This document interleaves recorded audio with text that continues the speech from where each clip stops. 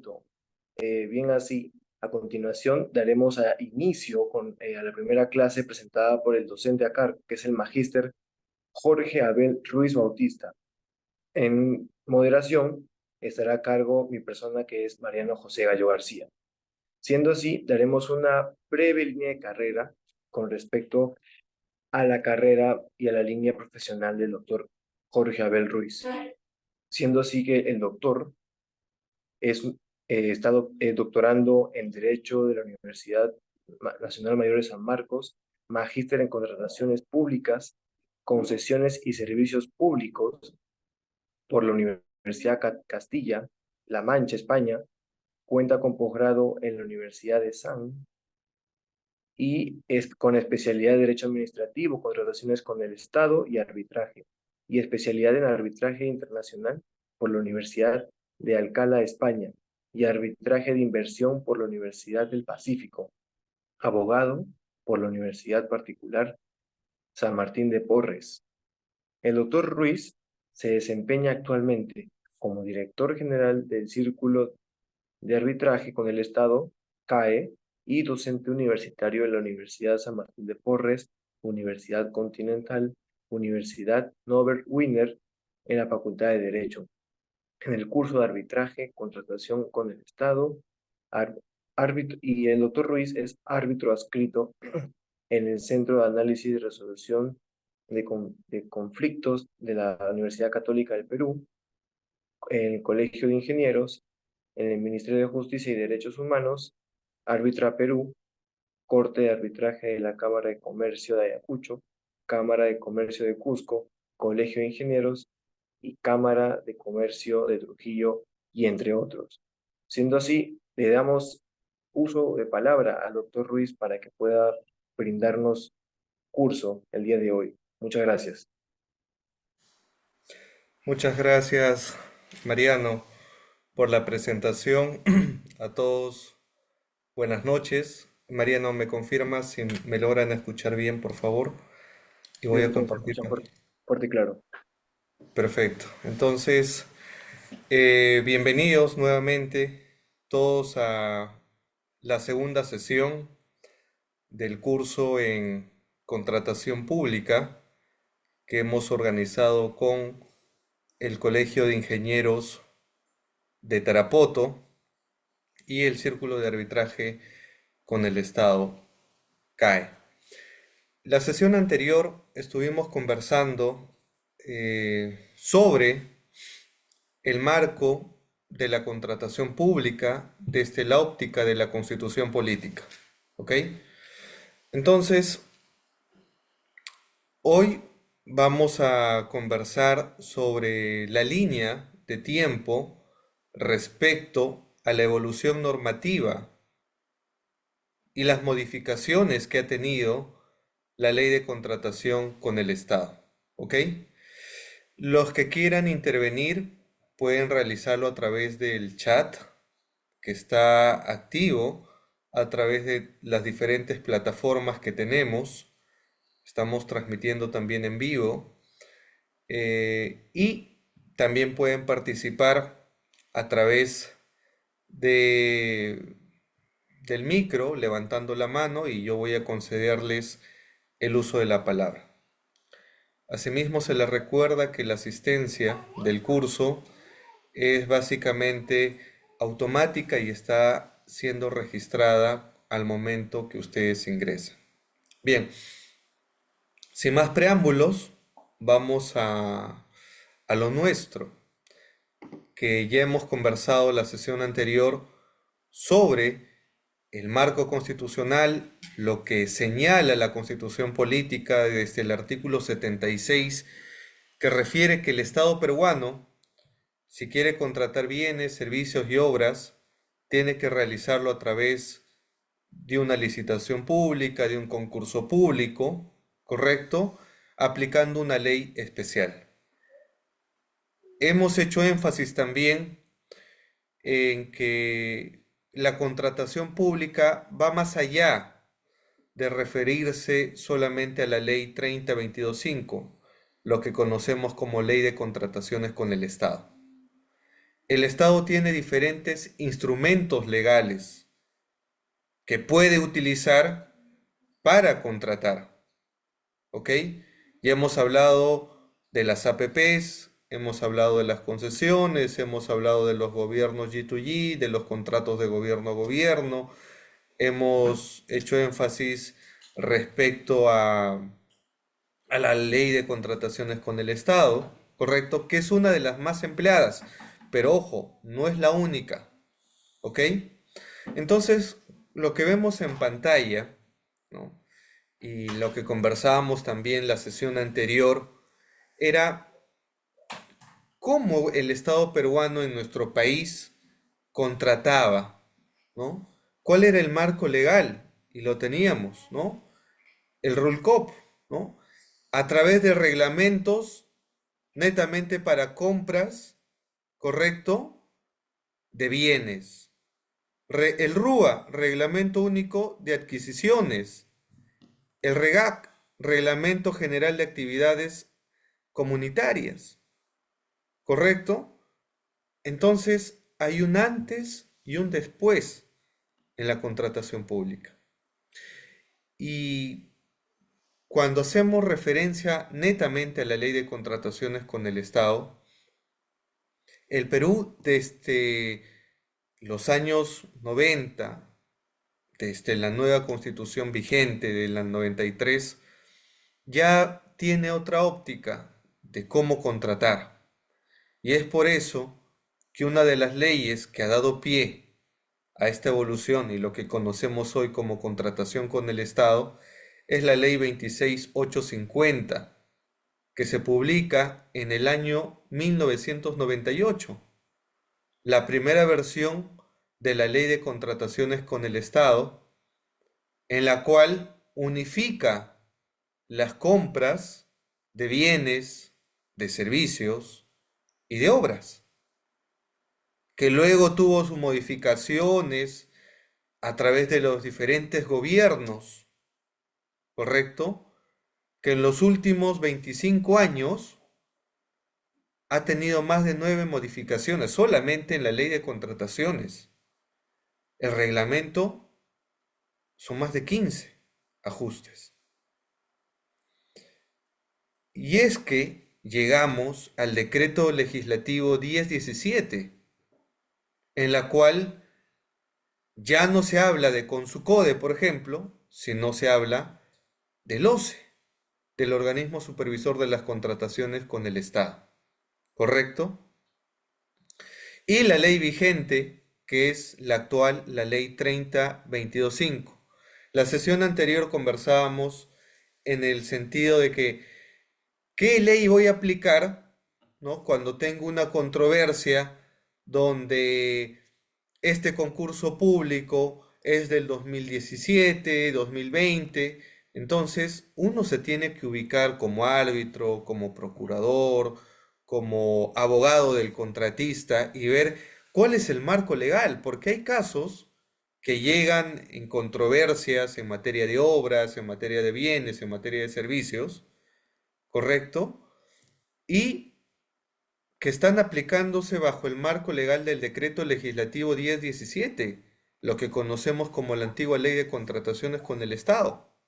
Hay otras que se dan bajo el marco de la ley actual, que es la 3022.5, pero dentro del marco del decreto legislativo 1341, por ejemplo, o el 1444. Entonces, cada una de estas modificaciones tiene una novedad. Y lo decíamos la sesión anterior, el actual gobierno, a través de la Comisión de Economía del Ministerio de Economía y Finanzas, ya ha aprobado, le ha dado luz verde a la nueva, y lo que vendría a ser la nueva ley de contrataciones con el Estado. O sea, estamos estudiando hoy, y lo que se va a centrar estas primeras sesiones, nos vamos a centrar en la ley 3022.5 y su reglamento, la ley de contrataciones con el Estado, que fíjense, ha tenido un periodo de transición, ha tenido un periodo de evolución normativa, de modificaciones, que lo vemos en pantalla. El reglamento también ha tenido diferentes modificaciones. Entonces, esta ley 3022.5, posiblemente en el actual gobierno de la señora Dina Boluarte, tenga una nueva ley de contratación con el Estado. ¿Correcto?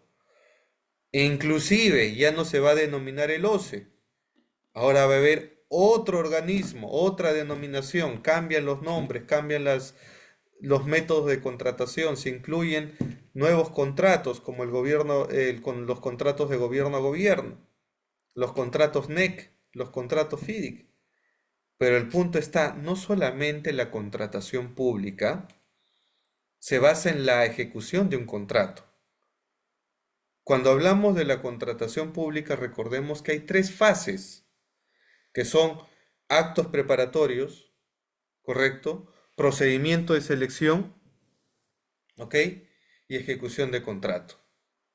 Entonces, ¿cómo vamos a llegar, ¿no? Y cómo el Estado se va a aventurar a hacer estas planificaciones en contratos muy especializados, como son los contratos, por ejemplo, NEC, que se han utilizado para el tema de los panamericanos, ¿ok? ¿Cómo vamos a utilizar esto con una nueva versión de la ley de contrataciones para temas de obra? Los operadores, pregunto, ¿están preparados y conocen lo que vendría a ser estas nuevas modificatorias? Que ojo, todavía no se aprueban, pero ya tiene luz verde del MEF, ¿ok? Va a tocar deliberar en el Congreso y luego pasará al Ejecutivo y si todo sale bien o se aprueba, vamos a tener una nueva ley de contrataciones con el Estado.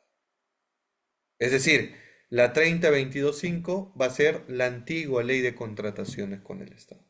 Fíjense, cada gobierno, los últimos 5 gobiernos que han pasado en nuestro país, ha modificado la ley de contrataciones con el Estado. La pregunta es ¿por qué cada gobierno modifica la ley de contrataciones con el Estado? ¿No? El operador está conociendo, el operador se está capacitando en estos cursos y otros, conociendo el decreto legislativo 1017, conociendo la 3022.5 y ahora vamos a tener otra versión posiblemente. ¿Ok? Y claro, ¿cuál es el escudo de lo que se revisa en la exposición de motivos? La lucha contra la corrupción, ¿no? Ese es el eslogan, ¿no? Entre otras cosas ponen, ¿no? Que hay corrupción en la contratación pública y bueno, eso es parte de ajustar los procedimientos, los métodos de contratación, la fiscalización, etcétera, etcétera. Pero realmente, con este proyecto de ley o con la actual ley de contrataciones que tenemos, ¿se está luchando contra la corrupción? Esa es la pregunta. ¿Estamos luchando realmente contra la corrupción cuando tenemos un recurso de impugnación en la cual uno tiene que pagar el 3% de una garantía del valor total convocado? Es decir, si la contratación es de 5 millones, págale el 3%. En temas de obras, aquí hay varios ingenieros y no me dejarán mentir. ¿Cuánto es una obra? 10 millones, 20 millones, 50 millones, 100 millones, etcétera. Y el segundo lugar que quiere apelar, ¿va a pagar el 3% de eso? Complicado, ¿no? Complicado, salvo que tengas dinero debajo de tu colchón o consigas una carta fianza donde tengas que hipotecar todos tus bienes para que el banco te otorgue esa carta fianza, para que tú apeles. Entonces, si tú no tienes o interpones ese recurso de apelación, lo que va a pasar es que el ganador de la buena pro suscriba el contrato. Puedes denunciar a la fiscalía, puedes denunciar al OCE, puedes denunciar a la Contraloría, pero ninguna de esas denuncias van a suspender el perfeccionamiento del contrato. ¿Ok? Y cuando uno fiscalice después de 2 años, 3 años, ya se ejecutó esa obra, ya se ejecutó ese bien, ese servicio, y los que hicieron todo su negocio están en el Caribe tomando su gaipiriña, ¿no? Entonces, ¿cuál es el control ciudadano que uno dice que vamos a controlar los temas de corrupción? Con la actual ley no se puede. El único recurso que tú tienes es la apelación. Es el único, ¿ok?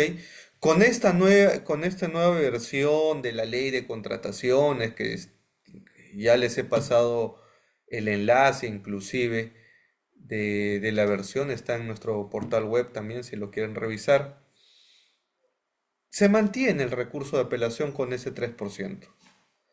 Y las antiguas versiones de la ley, no solamente, no estoy hablando del decreto legislativo 1017, porque ahí ya también se cobraba el 3%. Estoy hablando, por ejemplo, de la 26850, donde se cobraba como garantía el 1%, que era un poco, digamos, razonable, uno podría, bueno, manejar, ¿no? Pero 3% es complicado para muchos. Y es por eso que les he ido comentando que la mayor carga de un tribunal de contrataciones con el Estado son más procedimientos sancionadores, casi un 80% de su carga, y menos del 10% son recursos de apelación. ¿Por qué? Porque las denuncias administrativas que terminan en un sancionador son gratuitas, mientras que los recursos de apelación tienes que pagar una garantía. Y si pierdes ese recurso de apelación, se ejecuta tu garantía. Tenemos una mano levantada. Hitler, buenas noches. Roselio, ¿cómo estás? Te escuchamos. Sí. No, doctor, muy buenas noches con todos los ingenieros presentes y los colegas. Doctor, efectivamente, ¿no cree que desde su experiencia, cuál sería la solución en todo caso? Yo entiendo que el 3% se ha colocado justamente para ponerle un candado, para que todo el mundo no esté recurriendo vía apelación o interponiendo recursos y las obras no se ejecuten. Pero si esa no es la solución, desde su punto de vista, ¿cuál sería la solución de repente a implementar o cuál sería la solución a ejecutar con las normas actuales para evitar básicamente tener este problema de apelaciones? No, gracias. Gracias por la interesante pregunta. Y aquí es un debate. Hay varios que no van a compartir mi posición, ¿ok? Y es que no hay algo unánime, ¿no? Pero yo les voy a dar mi posición, ¿ok? Estamos en un país donde la corrupción está en todo, en el sector público, en el sector privado.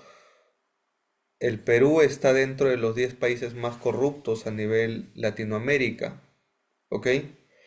Entonces la realidad está en que uno si quiere contratar con el Estado, lo más probable es que te pidan una coima, ¿ok?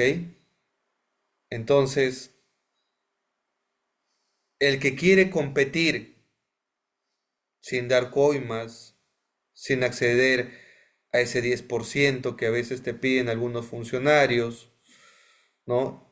Y claro, las empresas que quieren ganar sin pagar ni un sol, compitiendo de manera legal y que a veces pierden, el único recurso que tienen para revocar esa decisión irregular, porque dicen, ¿no? Ese postor que ganó, ganó porque pagó una coima, porque es amigo del ministro, o de la presidenta, o del gobernador, etcétera, etcétera. Yo sé que, y tengo pruebas que hay corrupción ahí. Quiero apelar, 3%. ¿Tienes ese dinero? No lo tengo. ¿Qué puedo hacer? Puedes presentar las denuncias que tú quieras, pero van a caer en saco roto. Entonces, ¿cuál es la solución? Lo que yo planteo, y esto es en base a los estándares internacionales, ¿ok? Es que en materia de contratación pública, el real control ciudadano que ejercen los postores es a través de mecanismos de consultas, observaciones a las bases, elevación al pliego de estas consultas y observaciones de manera gratuita. ¿Ok? Y el recurso de apelación también tiene que ser de manera gratuita. Alguien me dirá, es que si es gratuito, todos van a apelar porque van a apelar. Esa es parte de una realidad, es cierto. Va a haber apelaciones y las apelaciones van a ser, digamos, tan frecuentes como las denuncias administrativas. ¿Ok? Pero también van a evidenciar los casos efectivamente de irregularidades, porque sí las hay. ¿Ok? Entonces, en la práctica, ¿cuánto demora un recurso de apelación? Si alguien apela una buena pro, el OCE es diligente, ¿ah? El Tribunal de Contrataciones resuelve un recurso de apelación en un mes. Pregunto, ¿no podemos esperar un mes más a que se revise a nivel de Tribunal de Contrataciones una presunta denuncia que se ha realizado a través de un recurso de apelación en la cual un tribunal administrativo va a revisar y va a decir, oye, aquí sí efectivamente el comité de selección ha favorecido de manera indebida al adjudicatario, o el adjudicatario ha presentado documentos falsos, inexactos para ganar, hay que revocar esa buena pro? O hubo temas de corrupción, ¿no? Entre el alcalde, el ministro, aquí, ya listo. No podemos esperar un mes. Y claro, la crítica es, no, es que es mucho. Yo quiero contratar rápido, dice el Estado, ¿no? Los grandes críticos son, es que si se apela, ya las contrataciones no son eficientes. Y yo pregunto, ¿la eficiencia y la eficacia es un tema de tiempo? O sea, ¿comprar rápido es ser eficiente? O ser eficiente es decir, ok, hemos optimizado los recursos públicos y hemos seleccionado al mejor postor que ha competido y no ha coimeado para ganar. Y ya ha ejercido su derecho, ¿no? A la tutela jurisdiccional efectiva, pluralidad de instancias, derecho de defensa, y ha denunciado alguna irregularidad. Y también les digo a esos críticos que dicen, no, es que las apelaciones dilatan los temas. A esos grandes críticos les digo, las fases de la contratación pública son actos preparatorios, procedimiento de selección y ejecución de contrato. ¿Dónde planificas? Actos preparatorios. Cuando tú planificas y dices, tengo un contrato de limpieza que se va a vencer en diciembre de 2024, pregunto, ¿cuándo debes convocar ese proceso? ¿En diciembre 2024 o tendrías que estar convocando enero 2024? Para que luego tu proceso de selección, que puede durar entre 3 a 6 meses, se adjudique en julio. Si te apelan, lo tienes previsto, un mes más o 2 meses si quieres. Porque has planificado. Cuando tú planificas, sabes que te pueden hacer consultas, saben que te pueden elevar las bases, saben que te pueden apelar, pero ya has previsto todos esos plazos y estás convocando con tiempo. Pero ¿cómo es en nuestro país? En la mayoría de entidades. Sabes que tu contrato se vence en diciembre de 2024. En diciembre 2024 recién estás haciendo estudio de mercado, ¿no? Y luego vas a firmar una adenda. Y luego vas a firmar un contrato complementario. Y luego vas a firmar una contratación directa. Y otra contratación directa. Y otra tercera contratación directa. ¿Y a quién le conviene eso? ¿Ah? Respóndanse. Sean sinceros. ¿O no hay adendas tras adendas? Que eso se llama fraccionamiento. ¿Ok? Y claro, porque el funcionario no fue diligente, no convocó de manera oportuna. La planificación no se hace de un día para el otro. Las compras del 2025, del 2026, ya se tendrían que estar ya planificando desde enero 2024. ¿Cuántas entidades ya están planificando? Ya tienen su expediente de contratación, por ejemplo, al día de hoy, porque ya estamos prácticamente en mitad de año. ¿Cuántos ya tienen su expediente de contratación? ¿Cuántos ya saben qué es lo que van a contratar el 2025 en bienes, en servicios y en obras? Les apuesto que ninguno. Y luego, claro, ni siquiera van a ejecutar el presupuesto que tienen para el 2024. Solamente fíjense y revisen el portal del MEF, pongan la entidad que ustedes quieran y vean cuánto presupuesto tenían en el 2023 y al cierre del 2023, cuánto de presupuesto han ejecutado. Menos del 50%. ¿Por qué? Porque no saben planificar. El gran error de la contratación pública que tiene nuestro país es no saber planificar. ¿Ok? Porque estamos acostumbrados lamentablemente en la mayoría, no en todos los casos, pero en la gran mayoría, a comprar a última hora. Yo les pregunto, ¿cuándo compran su pavo de Navidad? ¿Cuándo compran su regalo por Navidad? ¿Cuándo compran su panetón? El último día. ¿Ok? Pero los que planifican, ¿cómo sería? ¿No? Me compro mi pavo, tranquilo, un mes antes o 15 días antes, planifico, ¿me entiendes? Entonces, pero si quiero comprar a último momento, ahí se vienen los temas, ¿no? Entonces, no hay excusa para decir, la apelación va a dilatar. Si tú planificas bien todo tu proceso de contratación, tú ya tienes mapeado que posiblemente te van a apelar, pero has convocado un año antes o 12 meses antes. Y hay entidades que lo hacen, ¿ah? Yo las he visto. Y voy a poner ejemplo, OEFA. OEFA sabe que sus contratos se vencen tal fecha, están convocando por lo menos 10 meses antes. Ya tienen su proceso de selección convocado.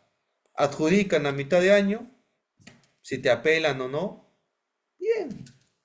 Te apelaron, pues ya subió 2 meses y empalmas, inclusive te dicen, bueno, hay que esperar que el contrato que está siendo ejecutado termine y luego iniciamos el nuevo contrato adjudicado. Listo.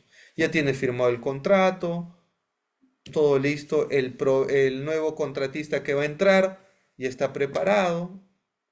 Eso es saber planificar. ¿Correcto? Entonces la apelación no es un tema dilatorio, yo no lo veo así. Obviamente, ya cuando veamos esa realidad de decir, porque estamos siendo hipotéticos, o sea, estamos diciendo que todos van a apelar por apelar, ya, esa es una probabilidad, pero veamos los resultados. Veamos los resultados de esas apelaciones y digamos, ah, ok, desde que ha cambiado y las apelaciones son gratuitas, hubo tantas apelaciones, pero se han declarado, ¿cuántas se han declarado fundadas? ¿Cuántas infundadas, improcedentes? Y ahí, sobre eso, hagamos algunos ajustes. Pero ¿qué pasaría si abrimos la puerta de la apelación y empezamos a descubrir los hallazgos de irregularidades? Donde el Tribunal del OCE va a declarar fundadas las apelaciones, fundada. Entonces, ¿eso no sería un buen mecanismo para luchar contra la corrupción? ¿No? Ahora, si a partir de esa realidad descubrimos de que no, que la gente apela por apelar, bueno, hagamos algunos ajustes, un récord, por ejemplo, de los postores que apelan por apelar, de los abogados que van y firman ese tipo de recursos dilatorios, ¿no? Porque hay que ser sinceros también, a veces los postores quieren dilatar, ¿no? Porque tal vez van a lograr una adenda, van a lograr un contrato complementario, una contratación directa, no lo sé. Hay casos así, lamentablemente, pero hay que identificar a esos señores que apelarían por apelar, y ya bueno, vamos a crearles un récord y hay que establecer límites, ¿no? Entonces, pero volvemos a lo mismo, estamos partiendo de supuestos. El supuesto está desde el decreto legislativo 1017 que se exige el 3% y ya vamos ya casi más de 10 años aplicando este recurso de apelación con garantía del 3%, tenemos una realidad en nuestro país que hay corrupción, ¿ok? Que en índice de apelación es poca la carga procesal que tiene el Tribunal del OCE por temas de apelación, ¿ok? Y lo que estamos haciendo a nivel de CAE es analizar los últimos 2 años del trabajo del Tribunal del OCE. Por eso tenemos estas estadísticas que yo me estoy atreviendo a contarles, ¿ok? Y ahí vamos a decirle, el 2022-2023 se han presentado tantas apelaciones, de las cuales se han declarado fundadas tales. Entonces, ¿vale la pena apelar? Claro que sí, ¿correcto? Entonces, en ese trabajo estamos. Esa es mi opinión, tal vez no lo compartan, tal vez uno dice, no, es que mejor no apeleamos porque el que apela es el malo, ¿no? Es el villano, ¿no? Es el que dilata, ¿no? Hay cierto sector que no quiere que apele. Víctor, te escuchamos. Víctor, no. Sí, Víctor tiene su mano levantada. Ya, gracias, doctor. Coincido con su opinión, pero sin embargo, ninguna ley, ninguna modificación va a surtir efecto en la medida, digamos, que la corrupción en nuestros países de tipo piramidal viene de arriba hacia abajo. Si viene de arriba abajo, todos los que están en el peldaño inferior también se siente con derecho a corromper. Ahora, mi preocupación principal es que tanto el Colegio de Ingenieros como en la clausura del derecho administrativo que hemos llevado con el doctor en su clausura final que expuso el doctor Carlos Álvarez, nos manifestó textualmente que ya este 3% en este proyecto de ley ha sido anulado. Y a mí me sorprende cuando en este borrador que estamos discutiendo ahorita, porque la ley todavía no se promulga, sigue existiendo el 3%. ¿A quién les conviene ese 3%? Es a las empresas grandes, porque ellos sí tienen capacidad para apelar, mientras que las empresas medianas o pequeñas no pueden apelar porque no pueden tener esos fondos disponibles. Y eso para mí es corrupción y seguirá siendo corrupción. Ahora, en cuanto a que se libere se quite este monto y se libere la apelación, yo también estoy de acuerdo, pero la OCE tiene que tener plazos. Si yo fuera funcionario de la OCE, en un día puedo evaluar 4, 5, 10 apelaciones, porque la mayoría va a apelar por las mismas fallas, por los mismos errores. Entonces, al dar respuesta a uno, a dos, ya estás dando respuesta a todos. Tampoco no puede ser un mes, 2 meses de plazo. O sea que no es justificación que las obras se van a retrasar porque la OCE se va a demorar un mes o 2 meses, ¿no? La OCE también tiene que tener su responsabilidad, para eso tienen sus funcionarios especialistas. Y es fácil revisar las apelaciones de uno, de otro, y ordenarles por el mismo concepto que apela cada uno. Entonces, la situación va por ahí. Antes, si no me equivoco, el RULCO no había tasa para apelar. Después se puso 1% y después subió a 3%.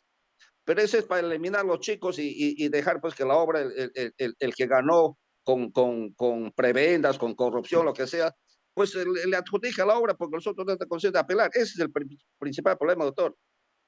Coincido, Víctor, coincido contigo. Es parte de una realidad. Y yo te diría que no solo le conviene a las grandes empresas, ¿no? O sea, le conviene al presidente, pongamos de ejemplo el caso Odebrecht, ¿ya? ¿Cuál era el modus operandi de la empresa brasileña que ya sabemos cómo operaba? Esta empresa brasileña lo que hacía era apostar al caballito, ¿no? En plena campaña política, al alcalde, al presidente. ¿Qué hacía? Financiaba su partido político en plena campaña, ¿correcto? Y luego, cuando ganaba su caballito, al que le había apostado todo, sus millones de soles, le tocaba la puerta y le decía, ¿te acuerdas, Susana Villarán, cuando te financié tu campaña política? Sí, me acuerdo. Ahora sí, dame mi concesión, dame mi obra pública y que ésta sea sobrevalorada. y que esta sea una concesión donde gane yo y de ahí va a salir también tu coima. 11 millones, caso Susana Villarán. Se ha declarado confesa. ¿Dónde está Susana Villarán? En su casa de playa, ¿no? Sin acusación hasta la fecha. Más de 4 años en un proceso penal sin acusación.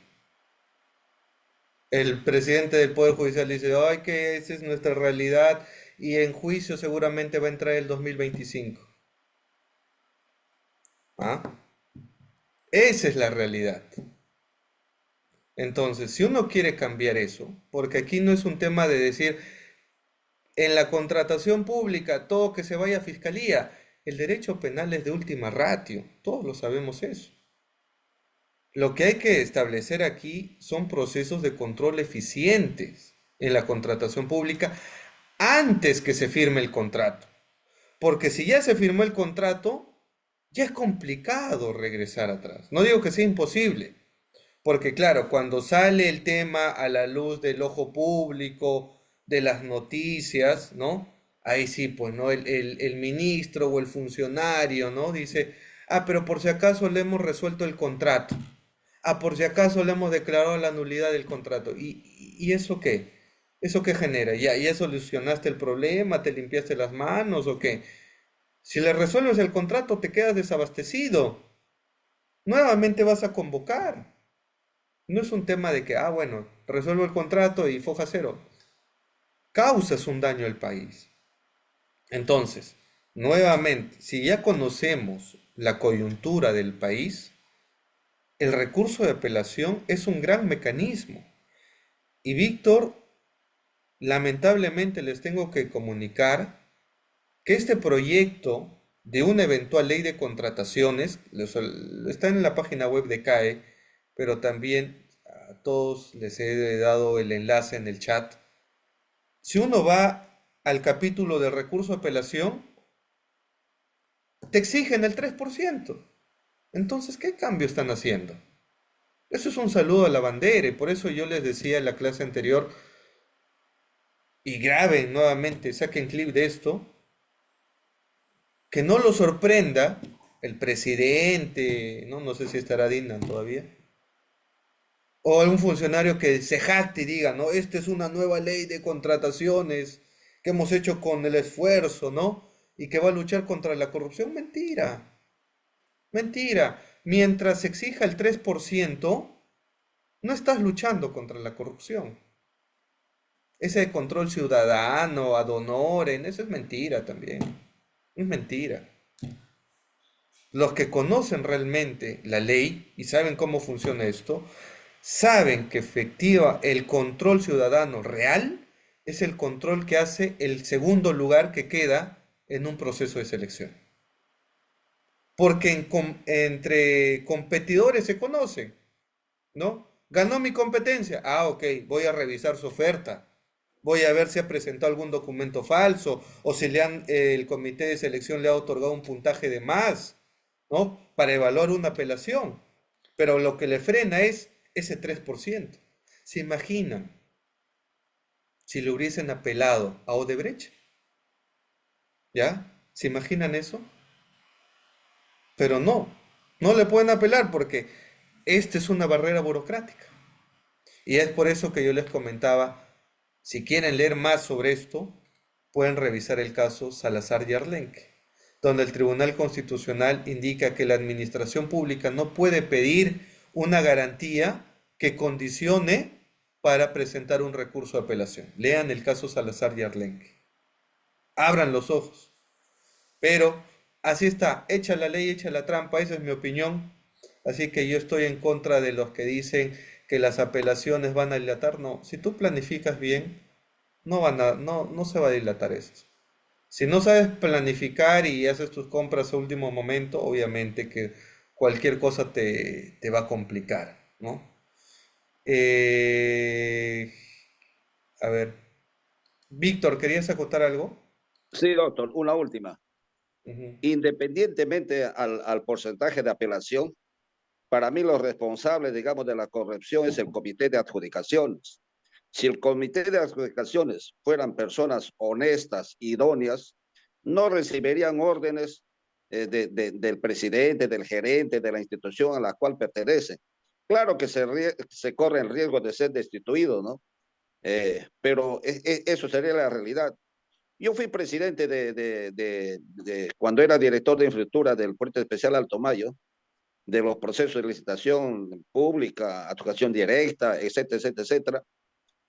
Y cuando se armaba una base para una licitación, yo encargaba a uno de los miembros que le estudie, que le analice. Y después nos dé el borrador y en forma conjunta analizamos punto por punto del proyecto de las bases. Y nos poníamos de acuerdo y esas bases se lanzaban. No, había cero corrupción. Pero cuando, digamos, un comité recibe órdenes de arriba, por eso les digo, la corrupción es piramidal, entonces buscan la manera de favorecer a uno o a otro postor.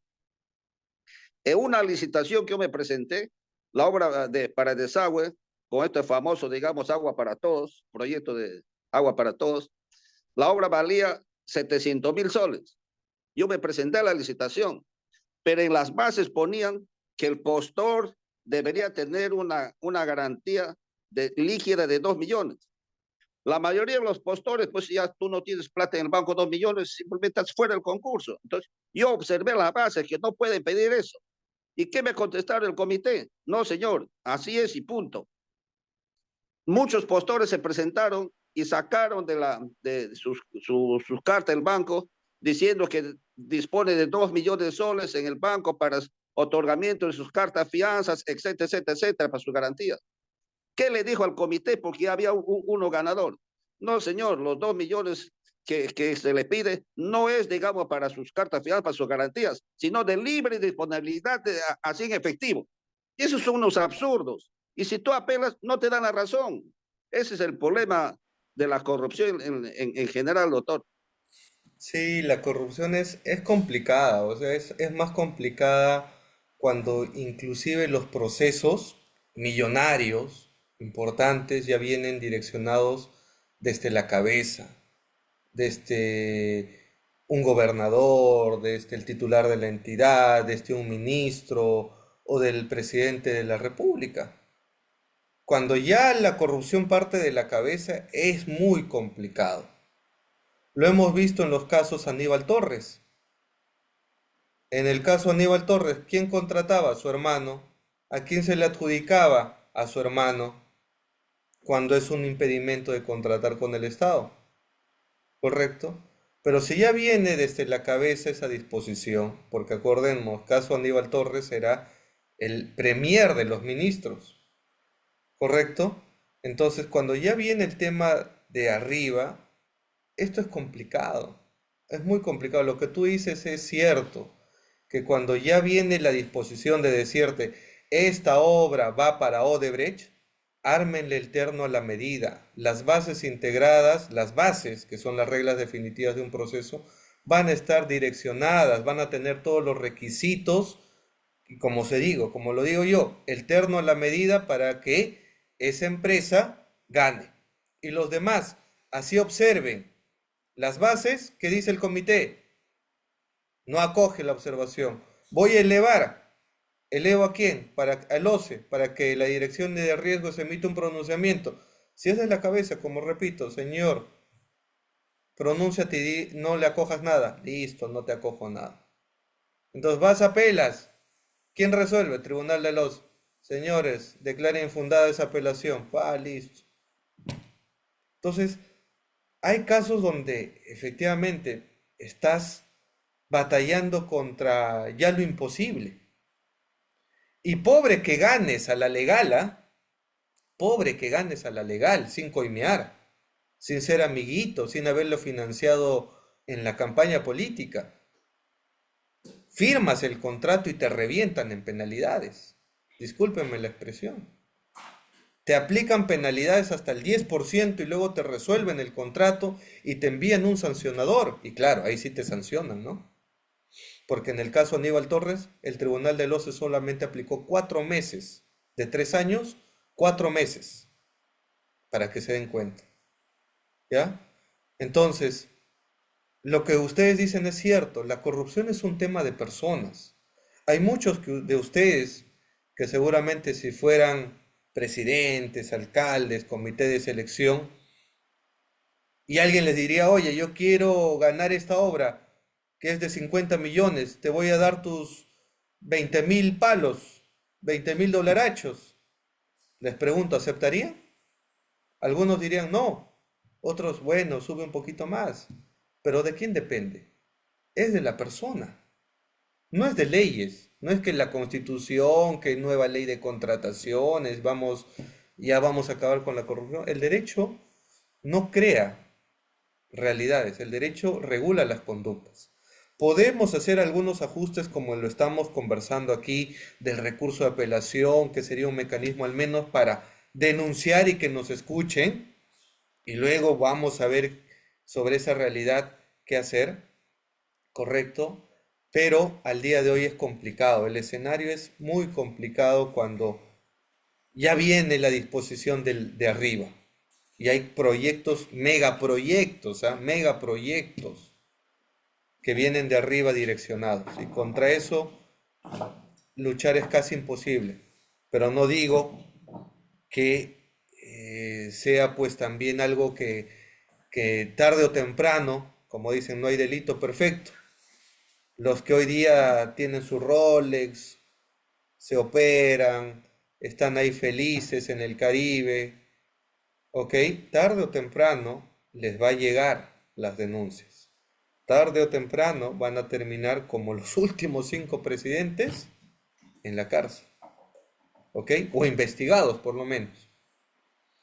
Entonces, necesitamos una nueva generación, ¿ok? Necesitamos una nueva generación que efectivamente se comprometa, ¿ya? Se comprometa a cambiar esto. De lo contrario, el tema de los funcionarios va a ser complicado. Y no digo solamente los funcionarios, para que haya colusión tiene que haber el funcionario y también tiene que ver el contratista que se va a prestar a eso. Lo hemos visto en el caso Club de la Construcción, lo hemos visto en los casos Odebrecht y en un sinfín de casos, ¿correcto? Y lo vuelvo a decir, el proveedor que no se alinea con eso, que se atenga a las consecuencias, porque ejecutar a la legal sin coimas es muy complicado, pero no imposible. Pero ahí hay varios temas que vamos a ir conversando cuando toquemos los principios de la ley, ¿ok? Terminamos con Víctor para avanzar, por favor. Víctor, ¿querías comentar algo? No, no, ya no, doctor. Ok, Continúe. listo, continuamos entonces. Bien, entonces ya hemos hablado de la evolución, correcto, el tema de las adquisiciones. El gran consumidor, recuerden que de bienes, de servicios y de obras es el Estado. El Estado tiene más de 3.000 entidades a nivel nacional. Contrata todos los tipos de bienes que ustedes pueden imaginar, medicinas, combustibles, útiles, materiales, equipos de cómputo, muebles, lo que ustedes quieran. Obras también, saneamiento urbano, carreteras, hospitales, etcétera. El tema de servicios, consultoría, seguros, seguridad, limpieza. Entonces, el ámbito de aplicación, ya lo hemos dicho, la ley de contrataciones actual es una de las más usadas, la 3022.5. No es la única, no se cierren, ¿ok? Por eso este curso se llama contratación pública. No solamente les estamos enseñando la ley 3022.5, ley de contrataciones. Existen otros mecanismos y herramientas legales para contratar bienes y servicios y obras. Las APPs, Asociación Pública y Privada, las concesiones, los contratos NEC, las obras por impuesto, reconstrucción con cambio, el programa Caliwarma, etcétera, etcétera. Hay algunas entidades que tienen su régimen especial. Lo hemos conversado en la sesión anterior. Entonces, ¿por qué utilizo ley de contrataciones entonces? Porque efectivamente las entidades a veces no tienen presupuesto. Y cuando no tienen presupuesto, tienen que aplicar esta ley. ¿no? Elaboran su expediente de contratación, lo llevan piden presupuesto al MEF, el Congreso delibera y ahí va el tema, ¿no? De cuánto presupuesto se le asigna a cada entidad.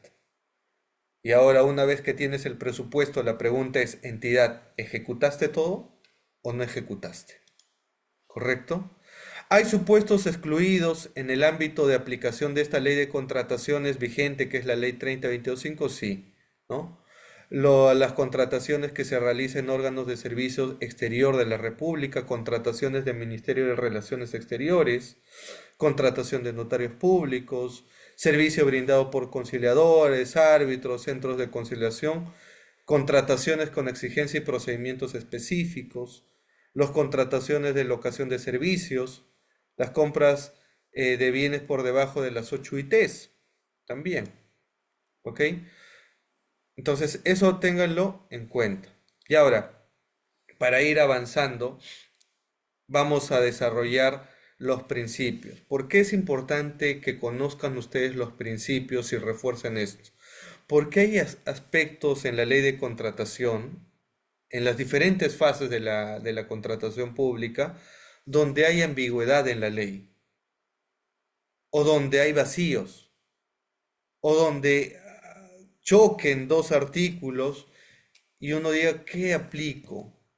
¿No? Y es ahí donde estos principios van a servir como una brújula, un norte, para que tú interpretes de manera correcta la ley de contratación con el Estado. Tenemos el principio de libre concurrencia, igualdad de trato, transparencia, publicidad, competencia, eficiencia y eficacia, vigencia de tecnología, equidad, sostenibilidad y el principio más importante, el principio de integridad. ¿Correcto? Ahora, ¿de qué trata el tema de la libertad de concurrencia? ¿Ok? La libertad de concurrencia.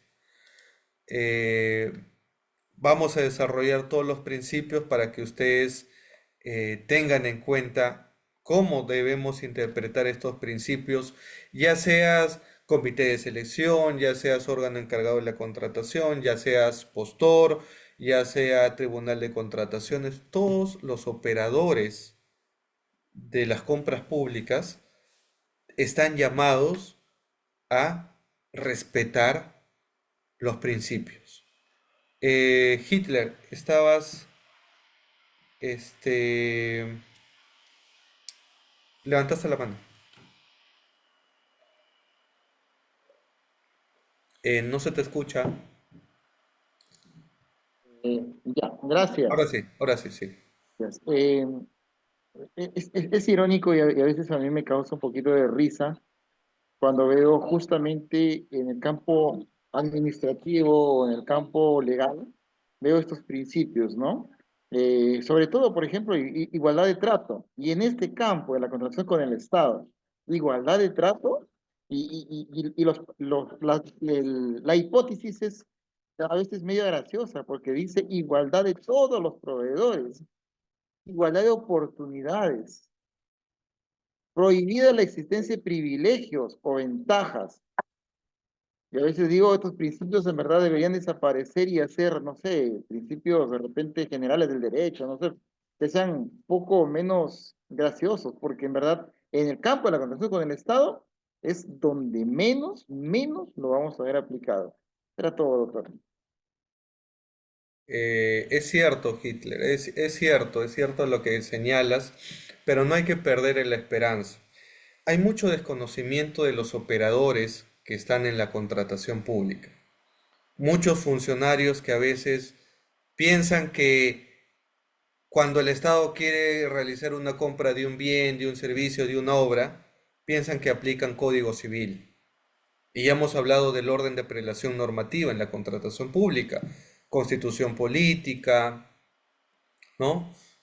La ley especial, el derecho público y el derecho privado.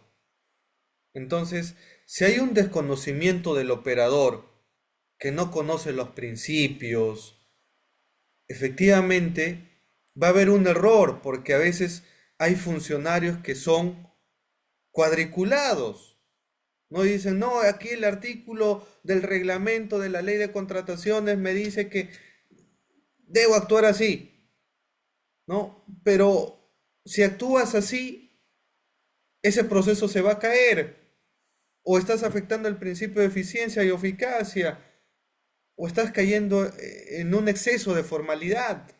No, que esto es así, ¿no? O hay otros funcionarios que por miedo a la Contraloría, al órgano encargado del control institucional, tienen miedo y dicen, no, mejor me curo en salud, aplico a rajatabla el tal artículo y listo, me evito de alguna denuncia. Y al final no estamos haciendo eficientes en una compra. Al final no estamos atendiendo el interés general, el interés público. Y eso afecta pues al ciudadano de a pie que ve que no hay hospital, que su alcalde le prometió seguridad, no hay seguridad, que le prometieron hospitales, mejorar la salud, tampoco hay eso, porque los procesos están cayendo, porque los procesos se firman y al final no se ejecuta, ¿no? Nos estamos quedando sin proveedores. El 80% se da a nivel de informalidad.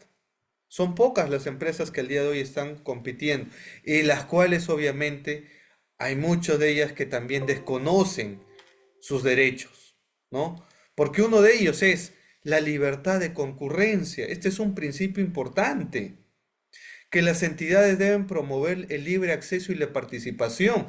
Y esto va de la mano del artículo 76 de la Constitución Política, cuando señalaba, el Estado lo que quiere es que compita, que se promueva el libre acceso de diferentes postores. Pero yo pregunto, ¿y qué pasa cuando yo leo unas bases y en las bases me digan, tiene que tu perfil de personal clave tiene que ser tal título, horas lectivas tantas, tiene que tener experiencia en tanto, tiene que ser extraterrestre?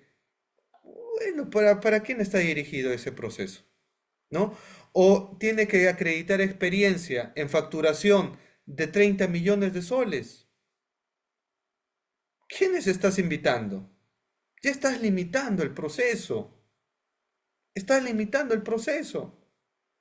Cuando la lógica es abre mercado. Porque cuando tú, imagina esto, cuando tú vas al mercado, donde tu casera, al supermercado, etcétera, ¿qué es lo que ves? ¿Quieres comprar leche? Tienes diferentes marcas. ¿Y qué puedes hacer? Comparas precios, comparas calidad, ves cuánto tienes en tu bolsillo, en tu billetera, ¿no? Y sobre eso vas a comprar. Pero te imaginas ir donde tu caserita y que te ofrezca solamente una marca, obviamente esa compra no va a ser eficiente. Hasta tal vez pagues capricho por ese bien, por ese servicio, por esa obra. Pero es la única opción que tienes. Entonces, la Constitución y la Ley de Contrataciones no quiere eso. Quiere que el Estado abra las puertas. Entonces, ¿cuál es el mensaje para los logísticos, para el área usuaria, para el órgano encargado de la contratación? Cuando redactes tus bases, haz un estudio de mercado previo a la realidad de tu mercado. Tú puedes querer una empresa de seguridad que sea eficiente, que te ponga un vigilante que sea como Robocop, pero tu mercado de empresas de seguridad tal vez no tengan ese estándar. Entonces, mal haces publicando en tu TDR algunos requisitos que están ajenos a la realidad que tú tienes, ¿no? Y como le pones un exceso de requisitos, ¿qué terminas haciendo? Limitando el acceso a la libre concurrencia. ¿Correcto? Por eso te dice, formalidades costosas, innecesarias, eso no quiero en la contratación pública. Si los principios te lo dicen de manera clara, ¿no? Más claro que el agua, ¿qué haces, funcionario público, elaborando unas bases, correcto? Imposibles de cumplir. No aplicas simplificación administrativa. ¿Es culpa de la ley? ¿Es culpa de la Constitución o es culpa del funcionario que desconoce eso? o que tal vez conociendo quiere dirigir y armar el terno a la medida para el que le va a coimear. Puede ser eso también, ¿ok? Entonces, esa es la libertad de concurrencia. ¿De qué me sirve a mí como postor saber esto? Cuando tú leas unas bases que estén aparentemente direccionadas a tu competencia, puedes plantear una observación, puedes plantear una consulta invocando este principio. ¿Ok? Para eso te sirve estudiar este principio. Por eso lo estamos estudiando a detalle. Otro principio, igualdad de trato, ¿no? Que a veces no se ve. ¿Y dónde no se ve? ¿Quién es el encargado de llevar a cabo y dirigir todo el proceso de selección? El comité de selección. ¿Qué es el comité de selección? Es el órgano encargado, correcto, de llevar a cabo la selección del mejor postor, correcto, a través del cumplimiento de las bases integradas, a través del cumplimiento de la ley de contrataciones, ¿no? Sin favorecer, pero ¿qué vemos a veces en la realidad? Que el comité de selección está comprado, ¿no? Y que va a beneficiar, ¿no? Si te olvidaste de presentar en tu oferta tal documento, a ti sí, te da el plazo para que subsanes, pero al otro no le dio. O al otro le consideró tal documento, tal puntaje, y al otro no. ¿Por qué? ¿No? Entonces, no hay igualdad de trato. Pero esto no es porque la ley te lo dice. La ley te dice lo siguiente. Todos los proveedores, ¿correcto? Deben disponer de las mismas oportunidades para formular sus ofertas, encontrándose prohibida la existencia de privilegios o ventajas. Entonces, si hay una empresa que es hermano de un ministro, ¿correcto? Obviamente no le puedes dar privilegios, los tendrías que descalificar. Pero ahí vemos el tema de, como su compañero dice, no, esto es un saludo a la bandera. No es un saludo a la bandera, es un tema de que el funcionario o los operadores no están aplicando de manera correcta. Es por eso que hay que difundir, insistir en la educación de estos principios. Si uno no conoce los principios de la ley de contratación con el Estado, estudiar los demás artículos carece de sentido, porque esta es la esencia de la norma, los principios, ¿correcto? Esta es la guía que te va a servir en el momento donde tengas que tomar una decisión complicada y tal vez la ley no esté clara, tú tienes que acudir a los principios. ¿Cuál es la lógica de la contratación pública? Igualdad de trato, libertad, concurrencia, competencia, compras eficientes y eficaces, etcétera, etcétera. ¿Correcto? Hay preguntas. Hitler, ¿hay alguna pregunta? ¿Querías hacer una pregunta? ¿O ya tenías tu mano levantada? Ya. A Víctor, ¿querías hacer alguna pregunta? No, no se les escucha, ojo. Tienen que encender micrófono. Ya, perdón, al leer estos principios, yo encontré una contradicción, porque al final este es un borrador, ya lo tenemos y lo podemos leer detenidamente, ¿no? En el sentido, digamos, de que siempre la ley de contratación dice, cuando se evalúa y te pone, digamos, un porcentaje para pasar a el primer sobre, a veces 60%, a veces 80%. Pero si ya pasaste, has cumplido con ese porcentaje, ya vas automáticamente al segundo sobre y la adjudicación se otorga a la propuesta más baja. ¿Sigue esta cláusula? Usted no la he leído. ¿Sigue vigente esas condiciones? ¿Qué condiciones? ¿De qué principio te En el refieres? sentido, digamos, de que el otorgamiento se hace a la propuesta más baja, solamente tomando en cuenta, digamos, que ya pasaste el primer sobre con tal puntuación que No, te no, tope. no. No, eso lo vamos a ver más adelante, pero va a depender de lo que se ha establecido en las bases integradas, ¿no? Hay, dentro del proceso de selección está el tema de los requisitos para la admisibilidad de tu oferta. Luego está los criterios de evaluación luego están los criterios de calificación. Entonces son diferentes requisitos que vas a ir teniendo que cumplir a lo No, largo de ese procedimiento de selección. O sea, no, eso te no, refiero. correcto. Yo le preguntaba en el sentido de que ya tú cumpliste, si ya has cumplido con la puntuación mínima que te ponen las bases y pasas al segundo sobre. Te digo esto, si se mantiene eso, hay una contradicción en uno de estos principios, que no sé cuál de ellos es, creo que es en la parte económica, donde dice que la obra se debe adjudicar de acuerdo a los costos, etcétera, etcétera, etcétera, y no necesariamente la más baja es la mejor. Esa cláusula lo aplicaba INFES en su exposición de obra, porque yo fui postor ahí. INFES ponía específicamente sus bases que no necesariamente la más baja es la mejor oferta. Eso te daba pues, amplitud para que otorgues a lo que ellos querían. Y también todavía te ponía una cláusula más grave, que INFES no tiene ninguna obligación de dar respuesta por qué no te adjudican la obra. Ese de que se Ya, claro, otorga la pero esa, mejor, no necesariamente la más baja, sino a la mejor, está dentro de este borrador. claro, pero ahí habría que ver ante esas particularidades en el tema de los requisitos que se establecen en las bases. Ahí tendrías que haber observado de manera oportuna ese extremo de las bases, ¿no?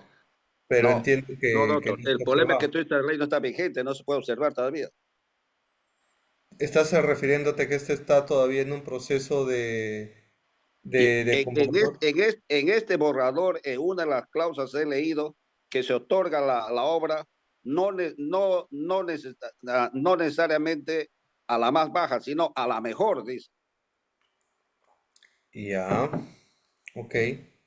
Bueno, y lo que tú estás comentando se está dando en el marco de la ley 3022-5, ¿o es otro? No, doctor, en este borrador que estamos discutiendo ahorita como si ya fuera ley, Ah, en el tema del proyecto te refieres, en el tema del en este proyecto. que estamos analizando este proyecto de ley, porque esta ley Ah, todavía no ok. está publicada. Claro.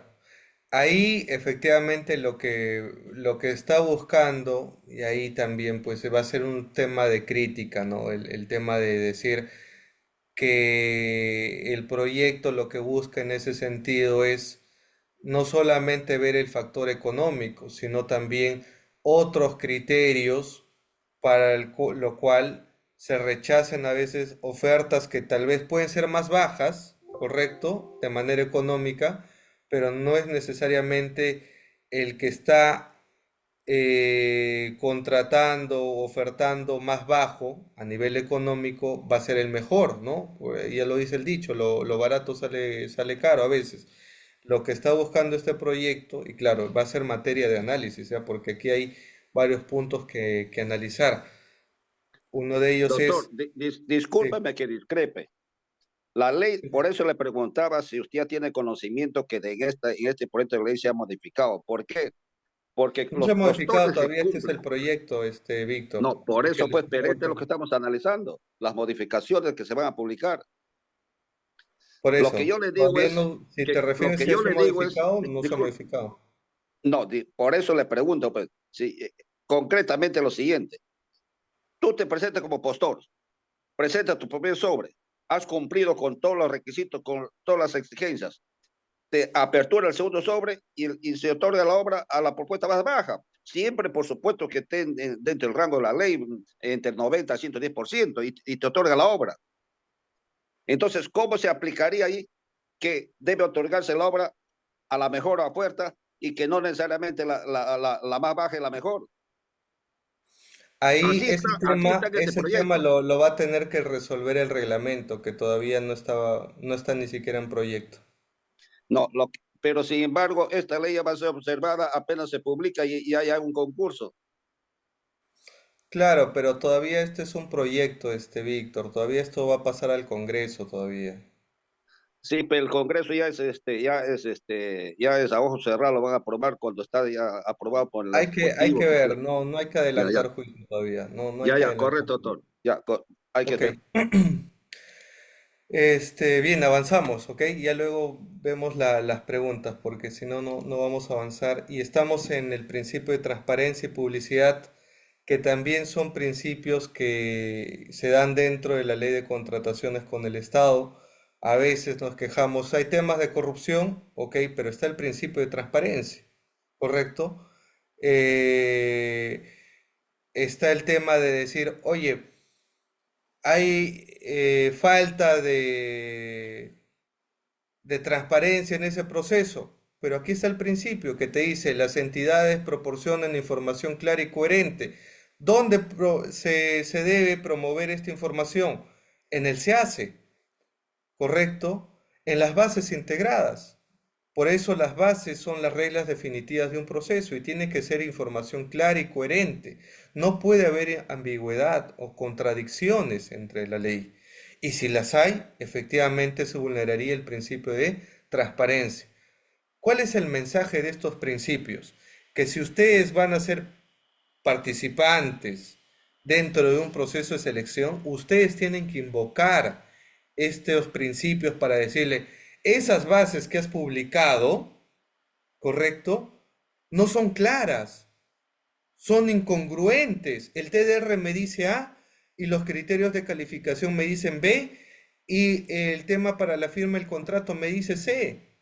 Entonces aclara esto, porque esa falta de transparencia va a ser que tarde o temprano, ya sea en ejecución de contrato, te digan, oye, ¿qué vamos a aplicar? ¿El contrato, las bases, el TDR? Entonces, aquí lo que te dice este principio, las entidades quienes elaboran las bases integradas tienen que proporcionar información clara y coherente con el fin que el proceso de contratación sea comprendido por los proveedores. Y la publicidad va de la mano de eso, que el proceso de contratación en su integridad debe ser objeto de publicidad. Los actos preparatorios, el procedimiento de selección que se publica a través del SEACE, ¿correcto? Del SEACE. Todas las entidades tienen que publicar en el SEACE las contrataciones que van a hacer en bienes, en servicios y obras. Porque el ciudadano tiene que conocer qué está convocando su municipalidad, qué está convocando su ministerio. Todo esto lo tiene que saber y es básicamente, se tutela a través de la transparencia y la publicidad, que también son principios de la contratación pública. ¿Qué otro principio encontramos? La competencia y el principio de eficiencia y eficacia. Y lo dice la Constitución política. Es por eso que hay algunos que decían, ¿no?, que la constitución política promueve el monopolio, el oligopolio, etcétera, etcétera. Mentira. Desde la constitución política se promueve efectivamente la competencia. Y la ley de contrataciones recoge también ese lineamiento que señala que los procesos de contratación incluyen disposiciones que permitan establecer condiciones de competencia efectiva. Lo que quiere el Estado es que se presente la mayor competencia, los mayores postores, y que efectivamente no solamente se defina por temas económicos, ¿ya? No es un tema de decir, bueno, la mejor oferta económica es la que va a ganar, no. Uno como entidad puede poner criterios de evaluación, calificación, poner puntaje en la parte técnica, no solamente en la parte económica. Tú como entidad puedes establecer mejoras ese proceso de contratación. Puedes otorgar puntaje por ISOs, puedes otorgar puntajes por experiencia, por personal clave, y eso te va a sumar un puntaje en la parte técnica, que luego va a ser ponderado con la parte económica, ¿correcto? Y de ahí va a salir tu resultado. Pero tienes que establecer dónde todo esto, en las bases. Pero las bases, no te olvides, tienen que ser orientadas a aperturar mercado, no a cerrarlo. Menos aún cuando hay pocas empresas. Y ustedes lo pueden confirmar. Cuando se presenta una licitación pública, ¿quiénes son los que se presentan en Tarapoto? ¿Cuántas empresas constructoras hay en Tarapoto? ¿Una, dos, tres? ¿No son las mismas que andan circulando ahí? ¿O miento? ¿O exagero? ¿No? Entonces, ¿quieres abrir mercado? Abre las bases. No solamente para los que pueden cumplir, pero el problema está, insisto, en que el día de hoy las empresas están siendo inhabilitadas. No hay empresas peruanas que tengan experiencia para ejecutar megaproyectos. ¿Qué tienen que hacer? Consorciarse con empresas extranjeras, tienen que hacer consorcios con otras empresas para cumplir los requisitos. Y a veces les cuesta cumplir pese a que son consorcios. Ojo. Entonces también esto va de la mano de la eficiencia y eficacia. El proceso de contratación y las decisiones que se adopten en el mismo deben orientarse al cumplimiento de los fines, metas, objetivos de la entidad, priorizando esto sobre la realización de formalidades no esenciales. Ojo, fíjense lo que le dice el principio de eficiencia y eficacia. Debe priorizarse la finalidad pública sobre las formalidades no esenciales, ¿no? Y si uno quisiera ver el derecho público, la 27444, podríamos hablar del principio de informalismo. No es que la contratación se vaya en ese extremo, pero lo que te dice es, no seas tan formalista, no peques de eso. Prioriza la finalidad pública. Orienta tus procesos de selección en que no se caiga esta compra, sino que vas a seleccionar, vas a adjudicar, vas a ejecutar tu presupuesto, y si hay alguna formalidad que se pueda vencer en el camino, adelante.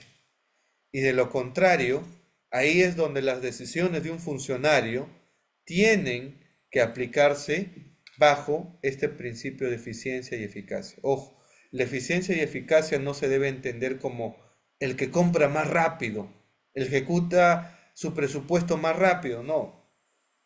Hay que demorarse, sí, porque hacer los actos preparatorios te puede demorar 6 meses.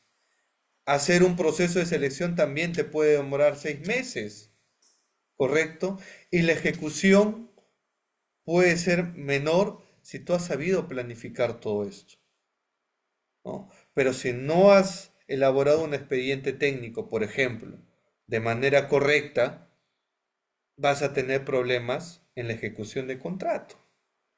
Entonces, la eficiencia y eficacia debe superar y debe apuntar el interés público, bajo las condiciones de calidad y con el mejor uso de los recursos públicos. ¿Correcto? Sigamos entonces.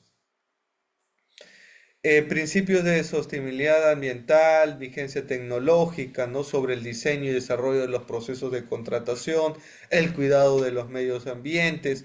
Esto va de la mano que ahora las entidades están exigiendo ISOs, certificaciones internacionales, ¿correcto? En el cuidado del medio ambiente, buenas prácticas sobre la protección medioambiental, como también el ámbito social y el desarrollo humano. La vigencia tecnológica, ¿no? Que los bienes y servicios y obras deben reunir las condiciones de calidad y estar a la vanguardia, ¿correcto? De los estándares internacionales respecto a lo que se va a contratar. El principio de equidad, y también aquí falta el tema de integridad, que debe ser, creo yo, uno de los principios más importantes en la contratación pública, el principio de integridad. ¿Por qué digo esto? Porque en la integridad lo que vamos a encontrar y lo que quiere la integridad es que todos los actores de la contratación pública respeten no solamente la ley de contrataciones, sino eviten transgredirla y caigamos en lo que conocemos como los actos de corrupción. La integridad se debe mantener, ¿correcto? No solamente durante el proceso de selección, sino dentro de las 3 fases de la contratación pública: los actos preparatorios, el proceso de selección, la ejecución de contrato. Y es por eso que yo les preguntaba, ¿por qué ustedes no aceptarían una coima si ustedes fueran funcionarios públicos? ¿Por qué no aceptarían alguna dádiva, alguna colusión, por sus valores, Porque ¿correcto? es ilegal y sería un delito, doctor. Más allá de eso, yo creo que la respuesta es por los valores, por los principios que uno debe tener. Y esos principios no te los va a enseñar la Constitución, no te lo va a enseñar el tema de la ley de contratación. Te lo puede decir, como es el principio de integridad, pero esos valores vienen de casa, vienen de nuestra formación. Entonces, si uno quiere realmente cambiar el país, es porque tiene los valores. Y uno de los valores y los principios básicos que debemos practicar es el de integridad. Uno tiene que ser íntegro. Y no solamente ser, no solamente parecer, sino ser. Predicar con el ejemplo. Y claro, uno no dice, bueno, usted está sobre el bien y el mal. No, hay errores. La pregunta es, ¿queremos tropezar o mantenernos en esto o ver que algún colega, algún amigo ha caído en esto?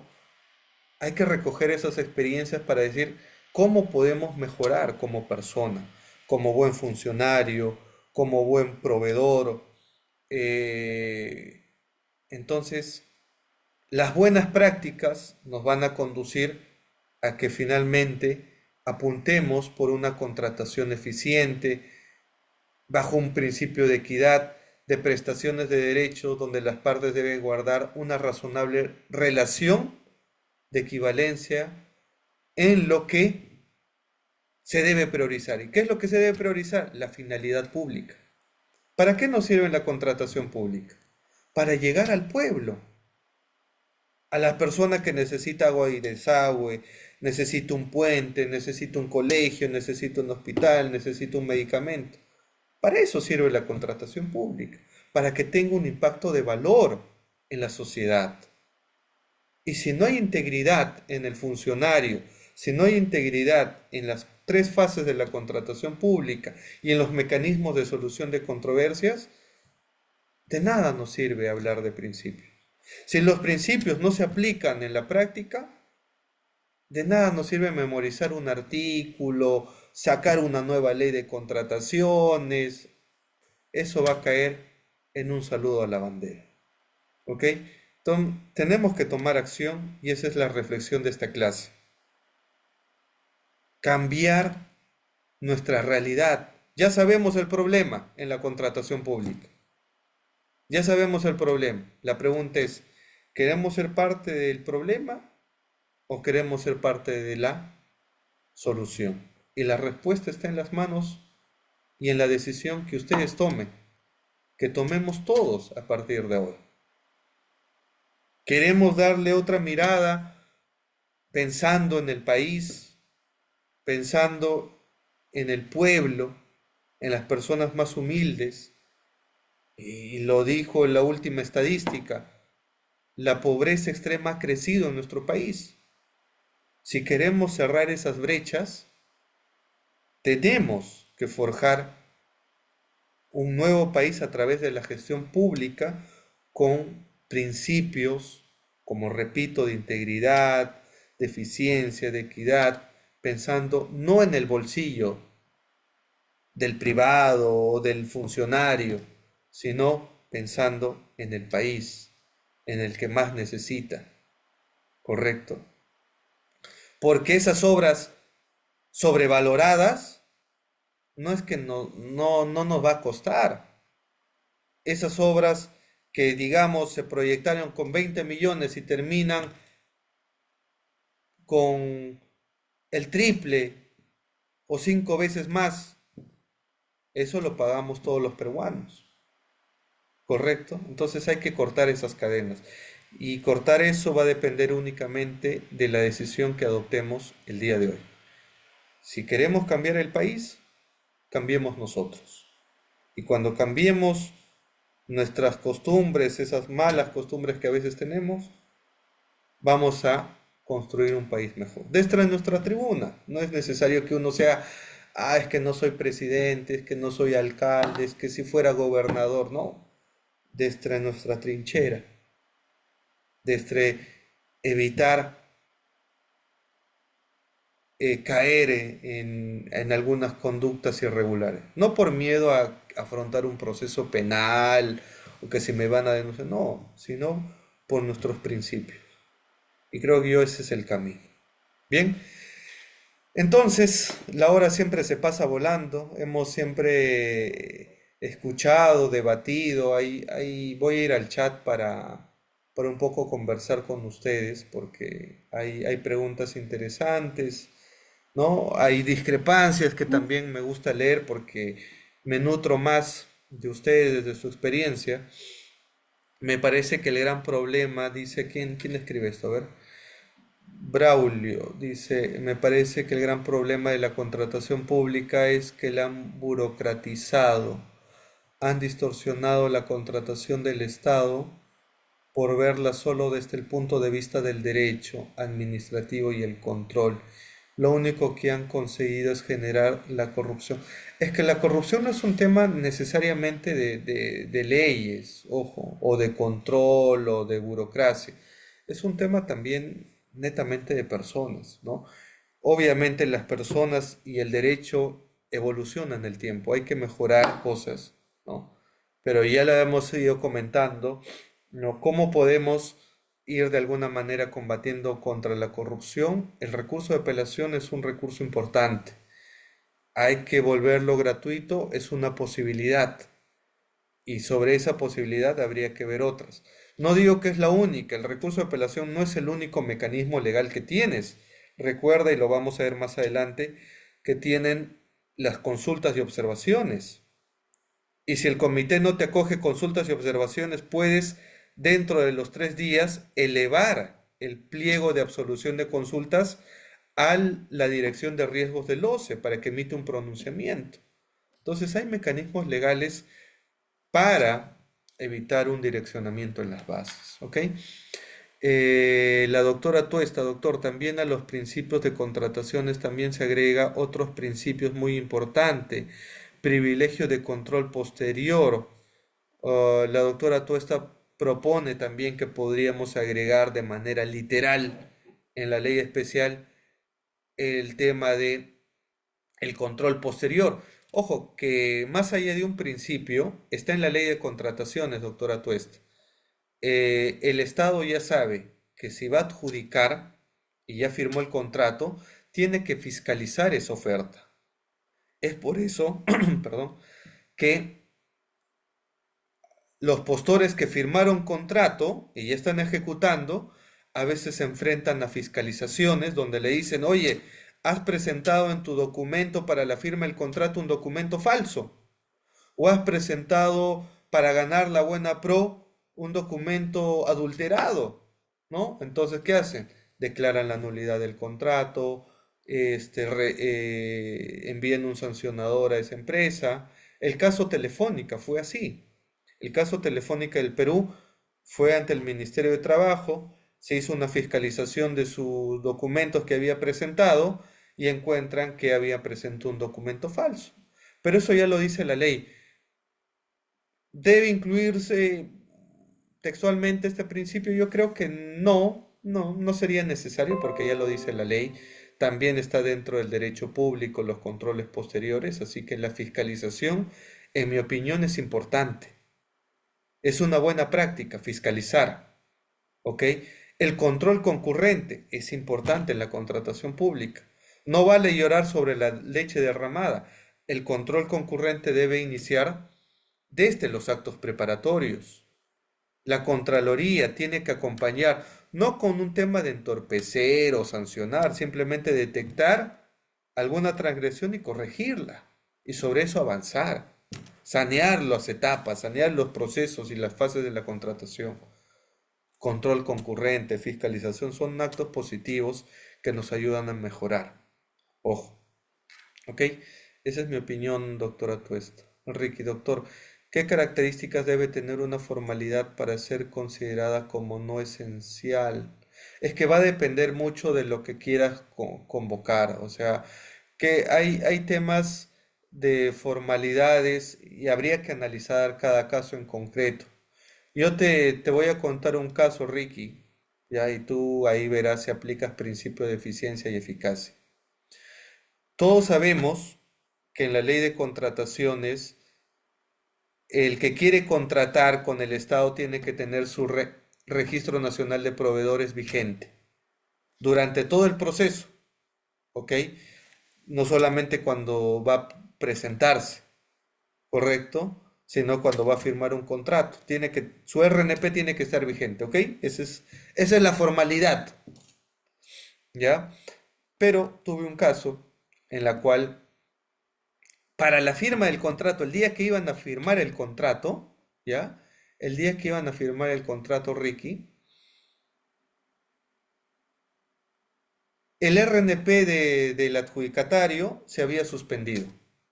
Fíjate, ¿ah? Se había suspendido. O sea, cuando se presentó a la licitación, su RNP estaba vigente.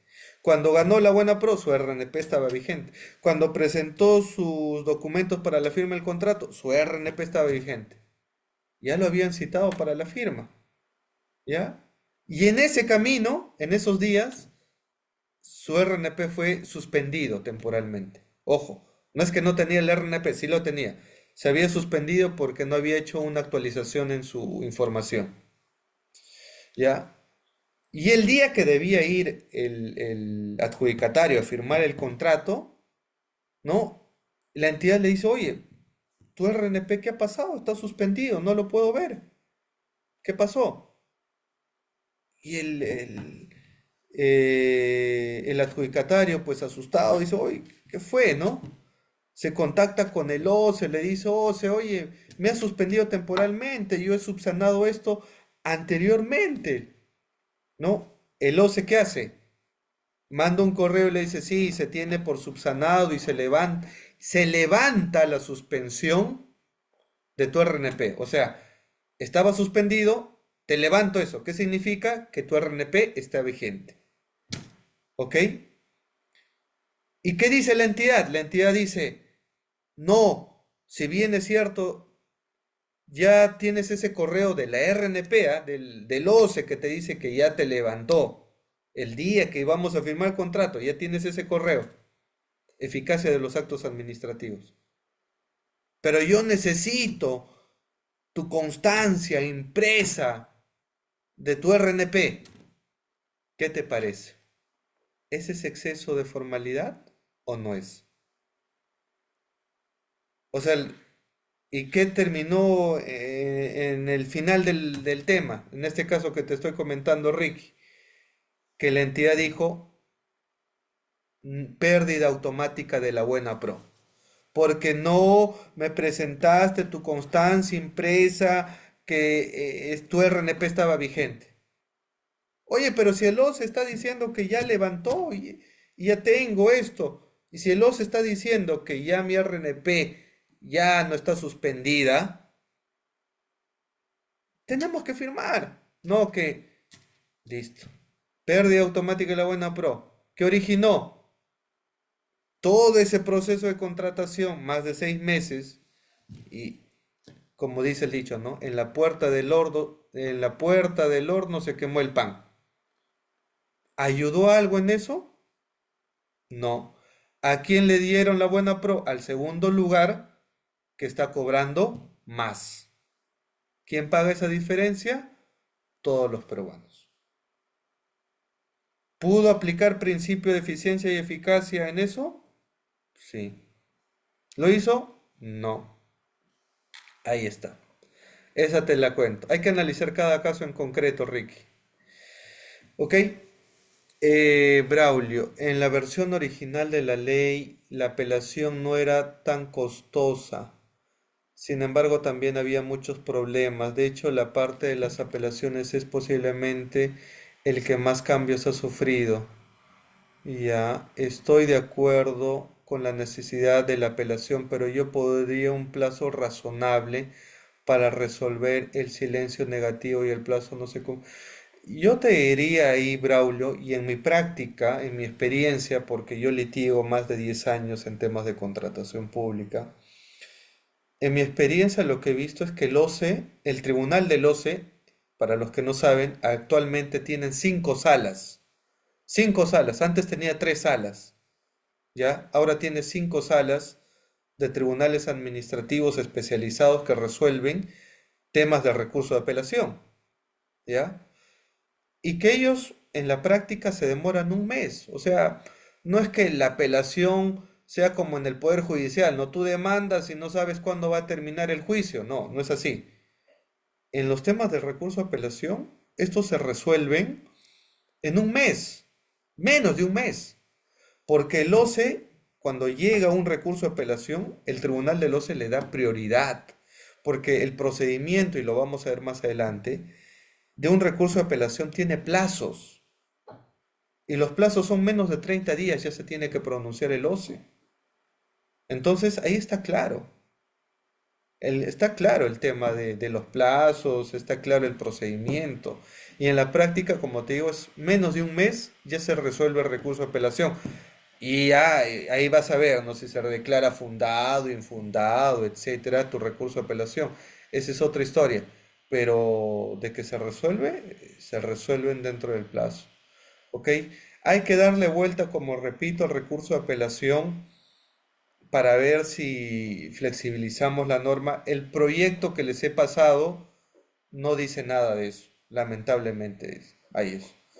Así que contra esa realidad, las estadísticas van a ser la carga procesal que maneja el Tribunal de Loces, más del 80% son procedimientos administrativos sancionadores y el menos del 10% son recursos de apelación. Esa es la realidad.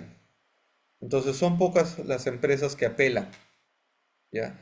Y los que apelan pagando el 3% al día de hoy no son locos, no son que quieren dilatar, no son los villanos, no, son los que han detectado alguna irregularidad y la están denunciando, ¿ok? Para que se revoque esa buena pro irregular, para que se vea si han sido descalificados ilegalmente por el comité de selección, para que vea el tribunal del OCE si efectivamente en esa oferta del adjudicatario hubo algún documento falso o inexacto, etc. Entonces hay que darle vuelta y analizar esas estadísticas también. ¿Ok? Dicho esto, nos vemos el próximo jueves. Tenemos clase también, obviamente. Vamos a abordar ya los actos preparatorios. ¿Ok? Luego la siguiente clase vamos a hablar de los procesos de selección y luego la ejecución de contrato. Hasta ahí vamos a ir conmigo para que haya otras sesiones con otros ponentes donde les van a abordar otros temas más especializados en las diferentes fases de la contratación pública. ¿Ok? Bien, estimados alumnos, ingenieros, público en general, gracias por quedarse hasta estas horas. Les mando un fuerte abrazo y conmigo hasta el próximo jueves, si Dios quiere. Cuídense mucho, bendiciones y nos vemos la siguiente clase. Chau, chau.